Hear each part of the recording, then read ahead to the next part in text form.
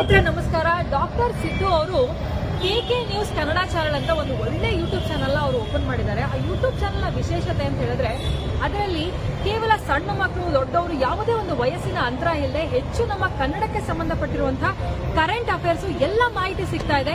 ದಯವಿಟ್ಟು ಹೆಚ್ಚಿನ ಸಂಖ್ಯೆಯಲ್ಲಿ, ಅದರಲ್ಲೂ ನನ್ನ ಯುವ ಸ್ನೇಹಿತರು ಹೆಚ್ಚಿನ ಸಂಖ್ಯೆಯಲ್ಲಿ ಯೂಟ್ಯೂಬ್ ಚಾನೆಲ್ನ ಸಬ್ಸ್ಕ್ರೈಬ್ ಆಗಿ ಫಾಲೋ ಮಾಡಿ ಹೆಚ್ಚು ಕನ್ನಡ ಪರ ಜ್ಞಾನವನ್ನ ಬೆಳೆಸ್ಕೊಳ್ಳಿ ಅಂತ ಹೇಳೋದಕ್ಕೆ ಇಷ್ಟಪಡ್ತೀನಿ. ನಾನು ನಿಮ್ಮ ನಿರೂಪಕಿ. जय जवान जय किसान, जय जवान जय किसान, जय जवान जय किसान. बोलो भारत माता की जय, बोलो भारत माता की जय. ಈ ದೇಶದ ಸೈನಿಕರಿಗೆ ಜಯವಾಗಲಿ, ಈ ದೇಶದ ಸೈನಿಕರಿಗೆ ಜಯವಾಗಲಿ, ಈ ದೇಶದ ಅನ್ನದಾತರಿಗೆ ಜಯವಾಗಲಿ. ಜೈ ಜವಾನ್ ಜೈ ಕಿಸಾನ್, ಜೈ ಜವಾನ್ ಜೈ ಕಿಸಾನ್. बोलो भारत माता की जय, बोलो भारत माता की जय. ಎಲ್ಲಿವರೆಗೆ ಹೋರಾಟ, ಎಲ್ಲಿವರೆಗೆ ಹೋರಾಟ, ಎಲ್ಲಿವರೆಗೆ ಹೋರಾಟ, ಬೇಕೇ ಬೇಕು ನ್ಯಾಯ ಬೇಕು, ಬೇಕೇ ಬೇಕು ನ್ಯಾಯ ಬೇಕು, ಬೇಕೇ ಬೇಕು ನ್ಯಾಯ ಬೇಕು, ಬೇಕೇ ಬೇಕು ನ್ಯಾಯ ಬೇಕು. ಯಾಕೆ ಸರ್, ಏನಾಗಿದೆ ಸಮಸ್ಯೆ?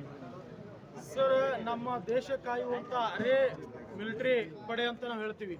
BSF ಇರ್ಬೋದು, ITBP ಇರ್ಬೋದು, CRPF ಇರ್ಬೋದು, ಆಸಾಂ ರೈಫಲ್ ಇರ್ಬೋದು, SSB, ಹೀಗೆ ಸುಮಾರು ಈ 6 ಅರೆ ಸೇನಾ ಪಡೆಗಳು ಈ ದೇಶಕ್ಕಾಗಿ ಹಗಲು ರಾತ್ರಿ 30-40 ವರ್ಷ ತಮ್ಮ ಕುಟುಂಬವನ್ನ ದೂರ ಇಟ್ಟು ಅವರು ಈ ದೇಶವನ್ನ ಕಾದಿರ್ತಕ್ಕಂಥ ಸೈನಿಕರಿಗೆ ಗೌರವಾರ್ಥವಾಗಿ ಒಂದು ನಿವೇಶನವನ್ನ ಅವರಿಗೆ ವಸತಿ ಯೋಜನೆ ಅಡಿಯಲ್ಲಿ ಕಲ್ಪಿಸಬೇಕು ಅನ್ನುವಂಥ ಬಹುದಿನಗಳ ಬೇಡಿಕೆ ಇದು.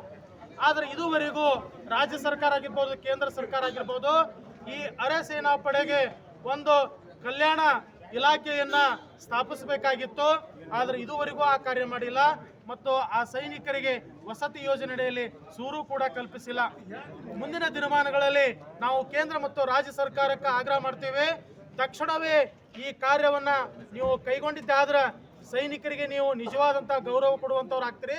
ಇಲ್ಲ ಅಂದ್ರೆ ನಿಮ್ಮಂತ ಅವಿವೇಕಿ ಸರ್ಕಾರಗಳಿಗೆ ತಕ್ಕ ಉತ್ತರವನ್ನ ನಾವು ಕೊಡ್ತೀವಿ. ರೈತರು ಮತ್ತು ನಾವು ಎಲ್ಲ ಏನಪ್ಪಾ ಅಂದ್ರೆ ಅರೆ ಸೇನಾ ಪಡೆ ಎಲ್ಲರೂ ಒಂದಾಗಿ, ಯಾಕಂತಂದ್ರೆ ನಾವು ಅರ್ಥ ಮಾಡ್ಕೋಬೇಕು, ಇವತ್ತ ಲಕ್ಷಾಂತರ ಜನ ನಮ್ಮ ರಾಜ್ಯದಲ್ಲಿ ಬಾಂಗ್ಲಾ ವಲಸಿಗರಿದಾರ. ಅವರಿಗೆ ನೀವು ಅವ್ರ ತನ ಹೋಗಿ ವಸತಿ ಯೋಜನೆ ಅಡಿಯಲ್ಲಿ ನೀವು ಮನೆ ಕಲ್ಪಿಸ್ತೀರಿ ಅಂತಂದ್ರೆ ಇವತ್ತ ನಮ್ಮ ದೇಶಕ್ಕಾಗಿ ದುಡಿದಂಥವ್ರಿಗೆ ನೀವು ಹಿಂದ ಯೋಚನೆ ಮಾಡಕತ್ತೀರಿ ಅಂತಂದ್ರೆ ನಾವು ಮೂರ್ಖರು ಅಂತ ನಮಗೆ ಅನಿಸ್ತಾ ಇದೆ. ನಿಮ್ಮನ್ನು ಆಯ್ಕೆ ಮಾಡಿ ಕಳ್ಸಂತವ್ರು. ಯಾಕಂತಂದ್ರೆ ಯಾರಿಗೆ ಮೊದಲ ಆದ್ಯತೆ ಕೊಡಬೇಕು ಅನ್ನುವಂಥದ್ದು ನಮ್ಮಲ್ಲಿ ಪ್ರಜ್ಞೆ ಇರಬೇಕು. ಮೊದಲ ಈ ದೇಶಕ್ಕಾಗಿ ದೇಶಕ್ಕಾದಂತ ಸೈನಿಕರಿಗೆ ನೀವು ಅಲೆದಾಡಿಸ್ತಿದ್ದೀರಿ ಕಚೇರಿ ಸುಮಾರು ವರ್ಷಗಳಂದ್ರ ನಿಮಗೆ ನಾವು ಏನಂತ ಕರಿಬೇಕು, ಏನಂತ ನಿಮ್ಮನ್ನ ಗುರುತಿಸ್ಬೇಕು ನಾವು ಸರ್ಕಾರಕ್ಕ. ಮತ್ತು ಈ ರೈತರು ಇವತ್ತು ಅವರು ನಿವೃತ್ತಿ ಜೀವನದಲ್ಲಿ ಒಂದು ನೆಮ್ಮದಿಯಿಂದ ಬದುಕಬೇಕು ಅನ್ನುವಂಥ ಒಂದು ಕುಟುಂಬಗಳಲ್ಲಿ ಇವತ್ತು ಗ್ರಾಮೀಣ ಪ್ರದೇಶಗಳಲ್ಲಿ ಕೃಷಿ ವ್ಯವಸಾಯ ಮಾಡಿಕೊಂಡು ಆ ಎಲ್ಲ ಸೈನಿಕರು ಬದುಕ್ತಿದ್ದಾರೆ.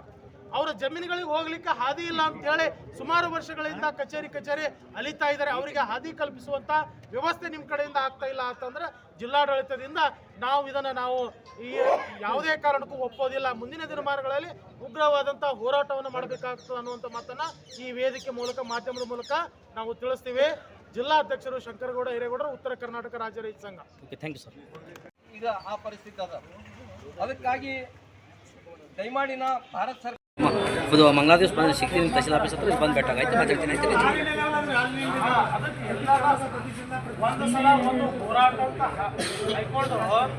ಇಡೀ ಎಲ್ಲ ಯೂನಿಯನ್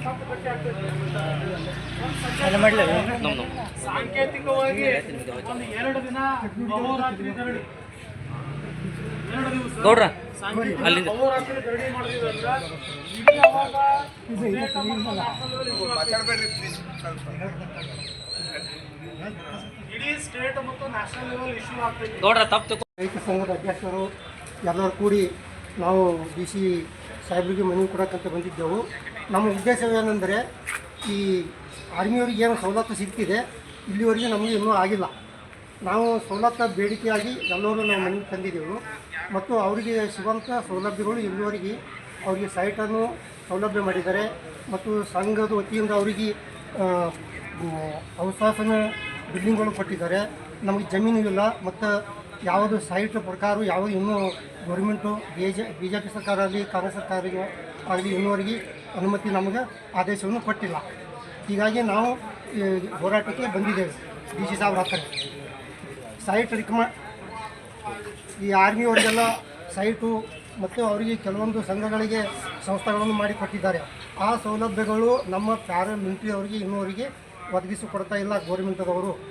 ಈ ಸಲುವಾಗಿ ನಾವು ಈ ಹೋರಾಟಕ್ಕೆ ಇಲ್ಲಿ ಇವತ್ತಿನ ದಿನ ಡಿ ಸಿ ಸಾಹೇಬರಿಗೆ ಎಲ್ಲರೂ ರೈತ ಸಂಘದವರು ನಮಗೆ ಪ್ರೋತ್ಸಾಹವನ್ನು ಕೊಟ್ಟರು. ಹಾಗೂ ಎಲ್ಲ ಮಾಜಿ ಸೈನಿಕರು ಪ್ಯಾರಾಮಿಲಿಟ್ರಿ ಎಲ್ಲ ಸದಸ್ಯರು ಬಂದು ನಾವು ಡಿ ಸಿ ಸಾಹೇಬರಿಗೆ ಮನವಿ ಕೊಟ್ಟಿದ್ದು ಮತ್ತು ಇವರು ನಮ್ಮ ಅನಿಸಿಕೆಗಳನ್ನು ಈಡೇರಿಸ್ತಾರೆ ಅಂಥೇಳಿ ಈ ಸರ್ಕಾರಕ್ಕೆ ನಾವು ಮನವಿ ಮಾಡಿದ್ದೇವೆ. ಸರ್, ಜಿಲ್ಲಾಧಿಕಾರಿಗಳು ನಿಮ್ಮ ಸಮಸ್ಯೆಗಳಿಗೆ ಏನು ಹೇಳಿದ್ರು? ಅವರು ಜಿಲ್ಲಾಧಿಕಾರಿ ಹೇಳ್ತಾರೆ, ಡಿ ಸಿ ಸಾಹೇಬರು ಯಾರಿಗೆ ಸೈಟ್ಗಳಿಲ್ಲ, ಯಾರಿಗೆ ಮನೆಗಳಿಲ್ಲ, ಇಲ್ಲಾರ್ದಂಥವ್ರಿಗೆ ಮಾಡಲಿಕ್ಕೆ ನಾವು ನೋಡ್ತಾ ಇದ್ದೀವಿ.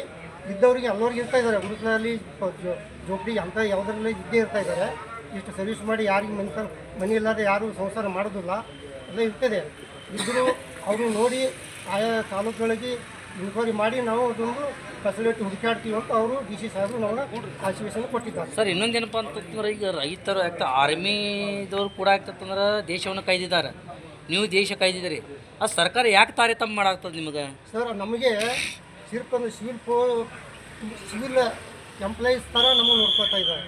ಆದರೆ ಪ್ಯಾರಾಮಿಲಿಟ್ರಿ ಅನ್ನೋದು ನಾವು ದೇಶ ಗಡಿಯಲ್ಲಿ ಇರ್ತಾ ಇದ್ದಾರೆ, ಸೆಂಟ್ರಲ್ ಇರ್ತಾರೆ. ಕೆಲವೊಂದು ಇಡೀ ನಮ್ಮ ದೇಶದ ಚುನಾವಣೆಯಲ್ಲಿ ನಮ್ಮದು ಪ್ಯಾರಾಮಿಲಿಟ್ರಿದು ಮೇನ್ ಇರ್ತಾನೆ ಇದೆ.